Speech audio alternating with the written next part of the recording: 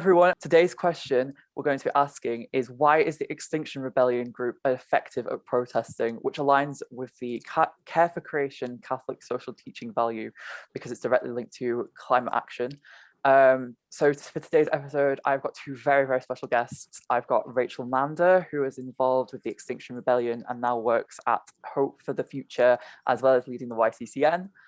And I've got Jack Edwards, who has been involved with climate campaigns with CAFOD, as well as campaigning with the Christian Climate Action, which is the Christian arm of the Extinction Rebellion. So hi both, welcome. Let's get started. So I think what would be a good starting platform is, I'd be really interested to hear how both of you got involved and started with protest and campaigning, and kind of what inspired you to be a part of that. Rachel, we'll start with you. So I wasn't very involved with protesting or campaigning up until when I went to university. And when I was there was a student divestment campaign happening, which I thought was just really interesting. I loved how visual it was, and just how exciting it was to be part of. And I also saw the impact that it had on the university in terms of raising climate up their agenda. So that was the first time I kind of took notice of it. And then when I moved to London, that was the year that Extinction Rebellion started. So that was kind of my starting point, was then getting involved once I'd moved to London after I graduated. And now, Jack, how about you? Well, I was a little bit of a late bloomer compared to that. It was my first job after university. I was working for a group of Catholic missionary priests, the Missionary Society of St. Columban, and they had me spending half my time helping with various projects around Birmingham, especially around migration, and the other half of my time going into schools and talking about it and other aspects of Catholic social teaching, none of which I was particularly engaged in. There's a phrase I love, which is act as if ye have faith, and faith will be granted to ye, or fake it till you make it. There's only so long you can talk to children about Catholic social teaching and these issues before you start believing it yourself. And once you start caring about these issues, that eventually, inevitably draws you to action in some ways. And that's how I ended up freezing in marches. What do you think makes the Extinction Rebellion stand out to other people protesting and campaigning right now? Jack, we can start with you. The disruption and the creativity. I always think of the Million Man March that happened before the Iraq War, where 1 million people marched through London and not much happened. I'm sure it must have felt amazing at the time. And a lot of protests these days, you tell the police you're coming, you turn up, you march, you shout a bit, and then you go home. Extinction Rebellion, I was living in London last year when they had their September, and walking over the bridges, walking through Parliament Square, the light and the life and the noise and the colours, it was just so vibrant and disruptive. It really did. I had to walk to a university rather than tube it. It inconvenienced me. So I paid more attention. And I feel that's what sets them apart, really, when it comes to protesting.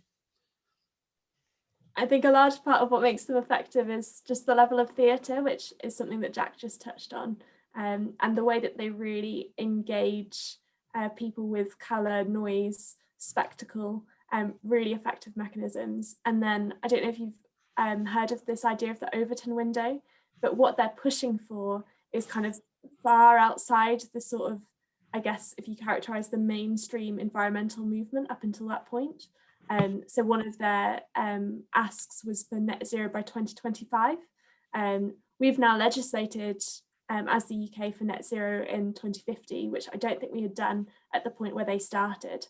But that was so far outside of people's thinking at that point that actually it made 2050 sound completely slow and definitely achievable, because they'd pushed so far in the other direction. And actually a lot of people are very unprepared to push that far outside of what's being talked about at any given point. And they really helped shift the conversation as a result by dragging where they were going to argue for so far in one direction.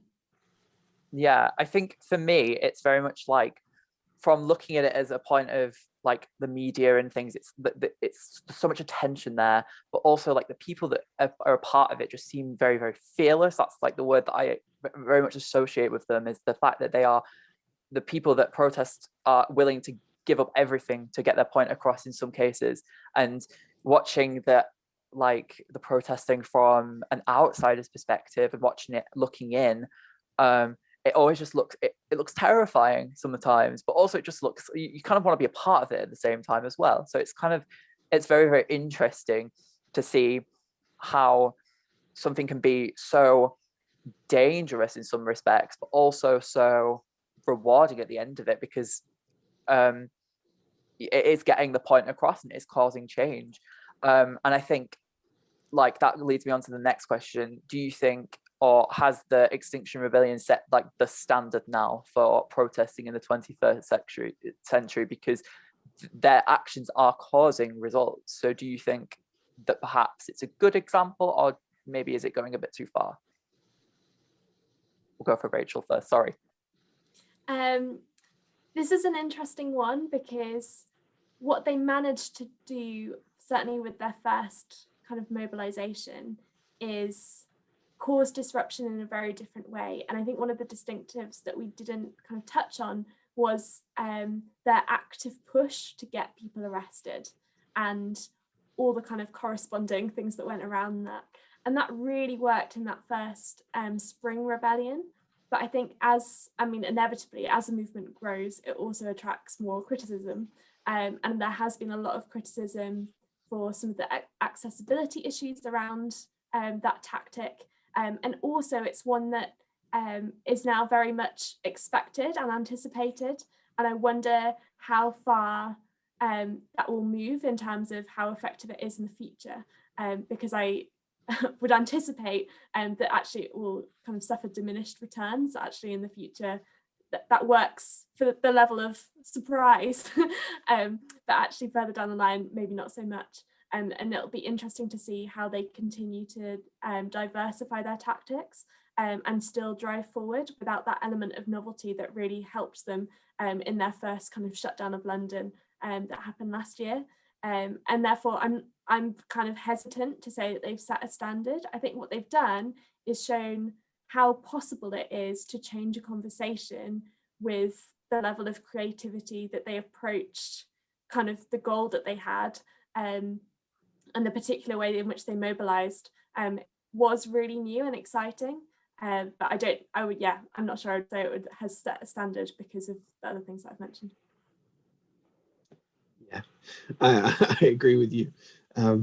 I was thinking about the recent protests in Russia and in Hong Kong, and how Extinction Rebellion, with its idea of mass arrests, in many ways works best in a country like ours, where you can be sure of a fair trial and you can be sure that for what you're doing, which in many ways is just disruption of a public highway or things like that, it's a relatively low punishment for that. Whereas if you were trying it in another country, you might end up in jail for several years. So and I think that's reflected in their more recent actions. They're becoming more specific, I think. So the targeting of specific newspapers or specific government departments, really highlighting and drawing the media attention that they have to those specific places. I think that's effective. But as you say, police responses adapt, government changes their laws, and people get used to seeing these mass protests, seeing them in the media. So maybe they've raised the bar, especially in terms of creative thinking of these things, but setting the standard for the next century might be pushing it a bit strong. Yeah, I think for me, it's very much like, I'm very intrigued to see what they're going to do next, if anything. Like, it's what idea is going to happen next? What am I going to see in the newspaper next time? And like, I think I guess they're doing something that not many other people are doing to that extent, and especially in this country. But it's really, I think it's quite inspiring. Like, I think if you want to, it's sort of, if you want to get a point across, this is what you need to do in a sort of way. And I think that leads me on to the next point of, like, obviously the Extinction Rebellion has made like so many news headlines and making some the loudest collective noise in one specific event of very, unchallenged by many others. But this has been like reached in some very questionable means in some regards, pouring fake blood outside of Downing Street, for example, or disrupting the London Underground or something like that. Does that run the risk of stigmatizing protest and making it something that's maybe not listened to by the government, or something that maybe even looked down upon certain people? Or is it maybe a bit too extreme in some cases? I don't know. Jack, do you want to start? I've got an unnamed family member, a couple of floors below me, who is definitely of the opinion that if it's too far, you should protest peacefully and quietly. Would be, that's the British way of doing things. And I think XR is in many ways a response to not feeling listened to. I mean, the climate crisis has been on the radar politically and scientifically for the last 50 years, and not much has happened. We've continued on the trajectory that we were on. And you need to really punch through the noise, because we've been hearing this our entire lives, and you need something to really grab your attention. And perhaps they are sometimes going too far. So one of the people who was pulled down from the London Underground train, or the Overground train in Canning Town, I think it was, I know that person. He's a Catholic priest, one of them, and he's incredible. He gets arrested all the time, and when he's fined by the court for his things, he doesn't pay the fine, so then he goes to prison for that. He's a protester. That is his identity, and I think that's a bit alien to most of us. I don't think I would be willing to do that. I'm not able to push myself that far. So I think there's a challenge, but I don't think people will en masse go to that extreme. And does that mean they'll eventually stop listening? Maybe, but I think we've got another impact at the same time, which is we're now starting to feel the climate crisis, and more countries are starting to feel it, which means there's more international pressure. And the government declaring a climate emergency, aiming for these targets, 2050 does sound reasonable, and maybe Extinction Rebellion pulled that to make it seem more reasonable. Part of me also thinks maybe this would have happened anyway. Oh, I know you might disagree with that. Please do. But I think the world is getting to a point where we can't deny what we're seeing anymore, and that's causing action. I think it's been really interesting to see the response, particularly of the Conservative Party, who, off the back of the media protest in particular, wrote some collective editorial letters to national newspapers, basically saying how much they disagreed and what a threat XR were presenting towards freedom of expression, etc., and freedom of speech. But I think some of those conversations are really important, because actually it pushes us to talk about values and where they fall out within society. And I think that's also the power of protest in these ways, is that it draws our attention to what the status quo is doing.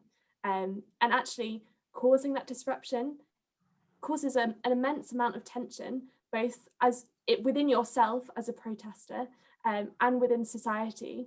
But actually that's really important as shaking the status quo.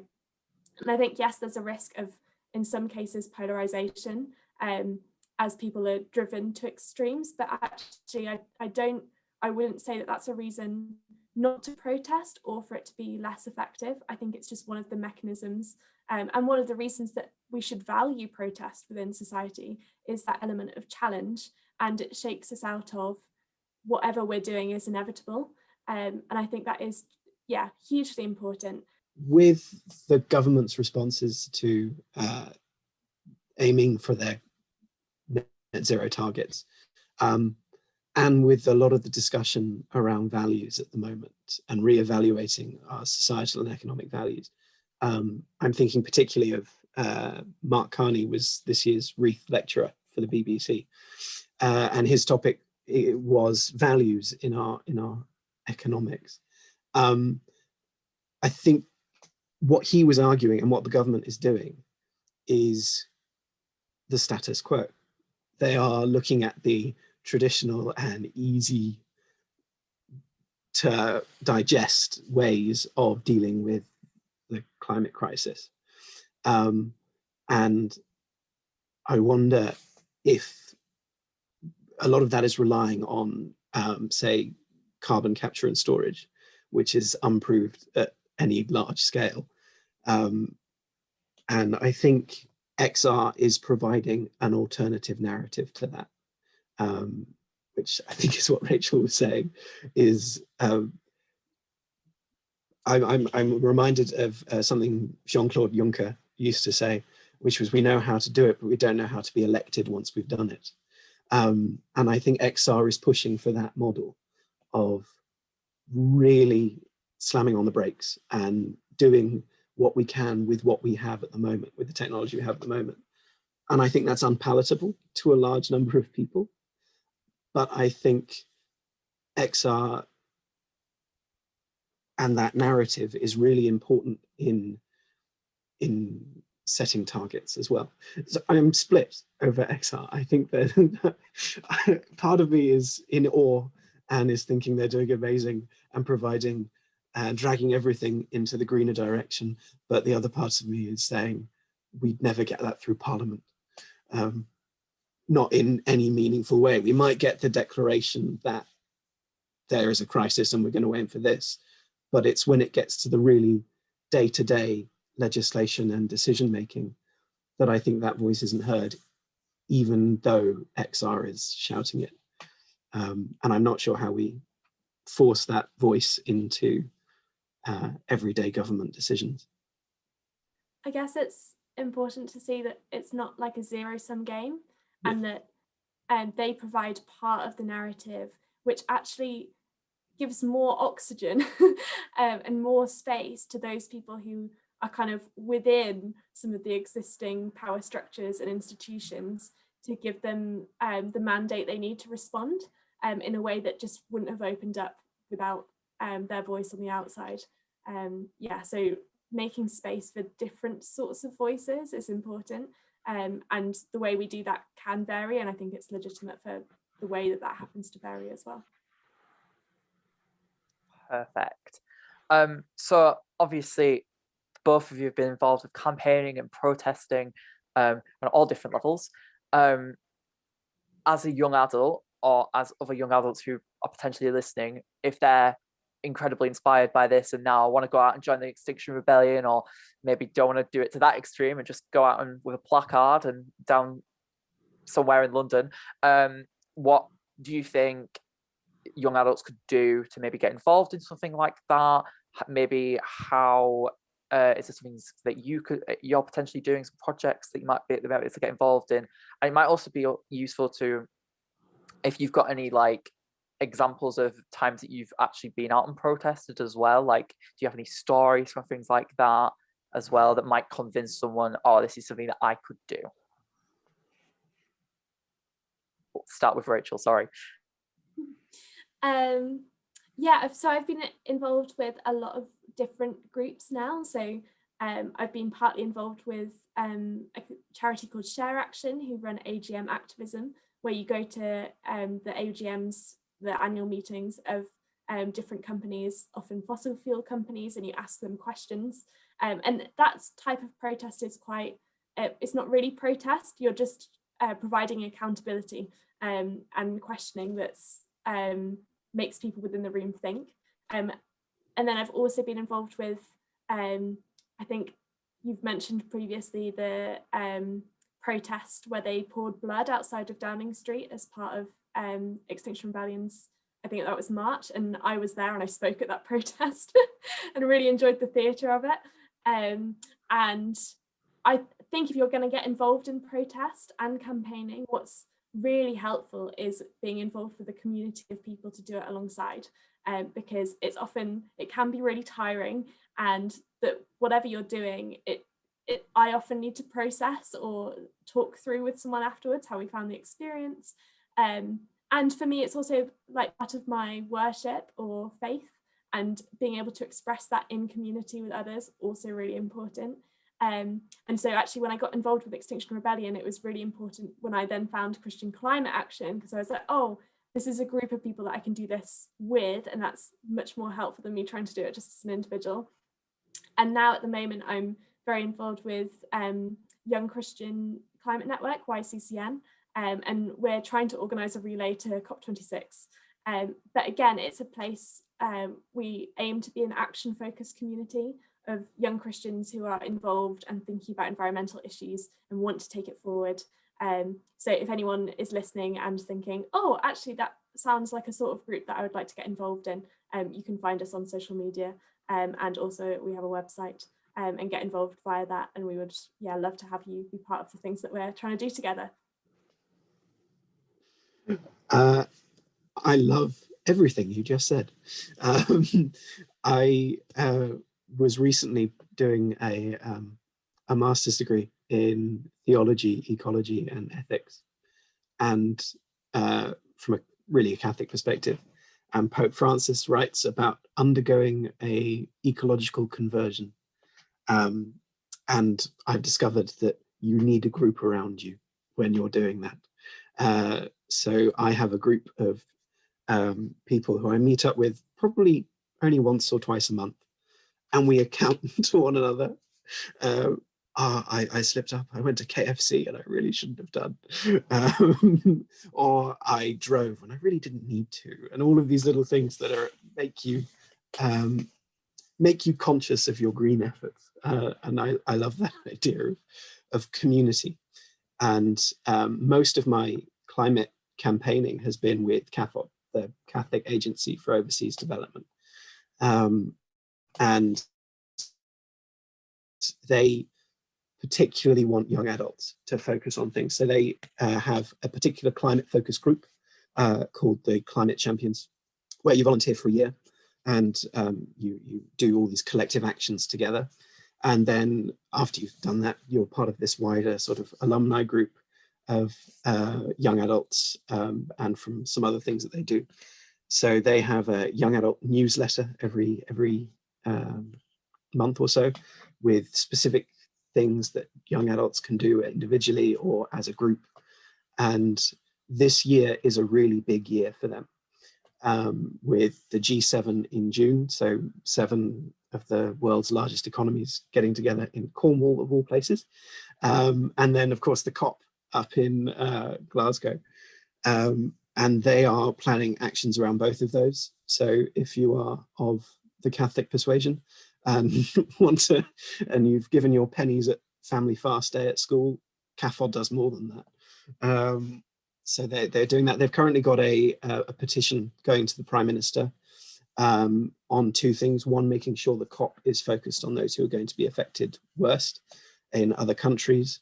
But also there was great news earlier at the end of last year, with the government saying they weren't going to use aid money to fund fossil fuel projects abroad. And there's one of these things that government often does, which is say, we're not going to do this, but there are maybe some exceptions. So we really want to double down on pushing that through, keeping the government to their commitments. So that's happening. And you can find all of that on the CAFOD website. And yeah, I think my protesting with them, you wanted a story or two. I was at the COP, the committee, what is it? Convention of Parties, yeah. The big UN gathering in Katowice, which was 2 years ago now, I think. And I went as part of a group of young adult volunteers. And we were on a bus for 24 hours all the way down to Poland, trying to keep it green and not flying. And we had a week where we encountered people from all over the world around this meeting. We had Pacific Islanders, other European charities, all of us gathering, sharing ideas about how to protest, what it is to protest in different countries, what are the issues in different countries. Europe often feels, and I still consider myself part of Europe, often feels a bit the same, but climate issues in Poland are very different from what we're talking about here. Here, a huge thing is house insulation. In Poland, it's using coal fires. There's all of these discussions, and it was really interesting to learn and share. But on the last day, we did a march around the convention center, and it was snowing. It was about -1, and there was about 8,000 protesters marching with our placards and our chants for climate justice. And we were surrounded by 12,000 Polish police every step of the way. And at first, that was terrifying, because it might come across by the way I look or my voice, I'm a goody two-shoes. And I'd never done anything like that before. And it was genuinely quite scary at points when you see the dogs and the body armor and you're just like, ah. But it was fine. We walked around, we sang a bit, we shouted at some people and had a great time. And maybe got our message across. We had someone in the convention center who said they could hear us inside, which sort of made us feel the frostbite was worth it. And I think activism is one of those slides that you go down. You start by dipping your toe in it, and before you know it, you're doing things like that. And subsequent to that, last year I was in London and I felt really quite disconnected from my campaigning.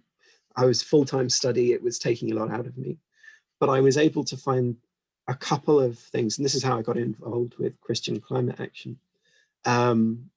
A couple of events that I just heard about on social media and thought, oh, I'll pop up to that. And before I knew it, I had part of my face covered with fake crude oil outside of Westminster Abbey, protesting the Church of England's investment in fossil fuels. And it's an incredible journey to go on, I think, from not really, a friend of mine compares it to waking up. You go from being aware of these things, but not really caring, to suddenly it's what brings you alive. And I think that's a great journey to go on. I'd recommend it for anyone.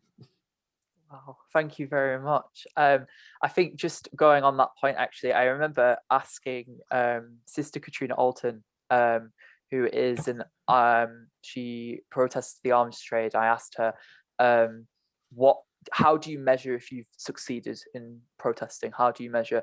And she said, if you've created any kind of noise or any kind of sort of attention whatsoever, you've done your job, because those people have listened to you. So I think that's, to me, that stuck with me, and I think that's inspired me to sort of say, well, actually, if I did join that group of people, if I did go out and protested things I believe in, as long as I'm making a noise and people are, even if they're just passive walking past me, at least I am making some kind of a noise, and those people, even though they might not interact, might go and research what I've potentially been talking about. So I think that's really important as well, is even though you might not realize how many people have actually been directly influenced by what you're doing, you could actually be making a massive difference. And I think that's something that the Extinction Rebellion did so well, is kind of getting that point across of, you know, going to the absolute extreme, but also getting their name out there, creating so much noise that people had to listen and people had to look into things. So yeah.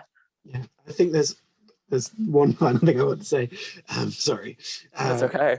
There's 2 bits of protesting that I really loved, and I found them positive protesting in a way, which was, I had a friend in Canterbury who yarn bombed the centre of the town a collective of them, and they covered all of the lampposts and the trees in yarn, and it was really colourful, and it must have taken them ages, but like I can imagine just walking into town and suddenly seeing all of these old metal lampposts suddenly bright and colourful with little bits of information on them about who put them up and why. And if I had seen that, I'm pretty sure I'd have followed up on it. The other bit of protesting that was really different for me was last Lent, and it feels like Lent's carried on forever, but it's coming up again soon. The Christian Climate Action had a vigil outside Parliament, 24-hour, all the way through Lent, prayer vigil. And sometimes there was 3 or 4 people there, and they'd just be sat quietly outside the front gates of Parliament praying with a little information thing hung around their necks. And a friend of mine who's a Jesuit priest who's never protested before thought, well, I don't know protesting, but I know praying. So I'll go out there and I'll sit and I'll pray. And I sat with him for a while. And eventually I was unsure about it, but I ended up signing up to do a couple of hours myself. And it was, I did from, I think 11 o'clock till 1 in the morning. And I was on my own. And it was wet and it was cold. I don't know why, but I seemed to like protesting in these conditions. And I found it incredibly prayerful and meditative, and really made me feel like I was making a difference. And I was just sat there in silence and praying. And I think people have in their heads an image of protesting as something violent or something colourful or something loud, but it can be as simple as just being silent. It's been a pleasure to talk to you both, and thank you so much for spending your time with me today to talk about the Extinction Rebellion. It's been a lot of fun. Thanks for having us. Thank you.